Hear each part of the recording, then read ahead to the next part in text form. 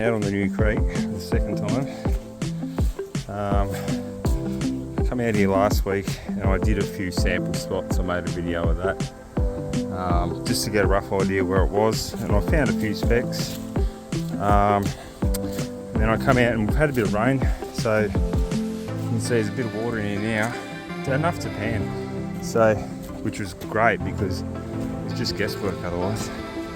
So what I did is I did a few pans early. I think I did my first one out of here somewhere and got like 5 or 6 bits. You know, not bad size bits, not huge, but some good size plates. So I thought, alright, that'll do. So I've grabbed, I think maybe a couple of buckets or a bucket or two from around there. And then I test pan down here and I got a bit of a similar result. I got a few good bits. So I've taken a bit off there. I reckon I've taken about 4 buckets or more out of that. Sort of scraped the surface a bit and got down to some sort of rocky stuff. But it's a bit of clay bed under it. You can see the clay here. And then just as it comes around the corner, the topsoil seems to cover it and the gravels.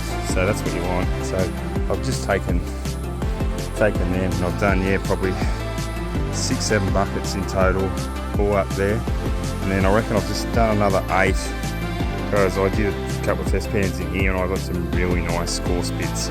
So there's a few big rocks in there as well, you can see, and there's a bit of a clay lump in the middle.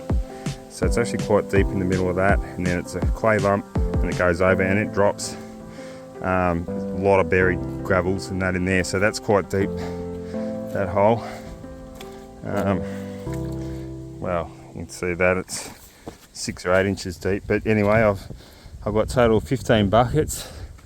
I decided that's where I'm going to start this creek. I'm going to start from here, and each week I'm just going to work my way down and just see if it gets richer or runs out or whatever, and then I can come back up or go down further or whatever. But what I noticed is really good, I reckon. To see how it's very narrow there. You get a lot of rain. It's a fairly wide sort of creek up there. You get a lot of rain. That's going to be a foot deep in there, and then as soon as it comes out the other side, it's just going to spread out and it's going to drop most of it. So in theory, it's all come crashing through here. It's hit a few speed bumps. It's got onto this smooth stuff and it's just flattened out and dropped out. So in theory, the lowest line in this creek, where the bigger rocks are buried under these other dirts, you can see there's good sized rocks in here, like that. If you dig down to them, get under them, even rinse them off, and I reckon I'm going to find some good gold in here. So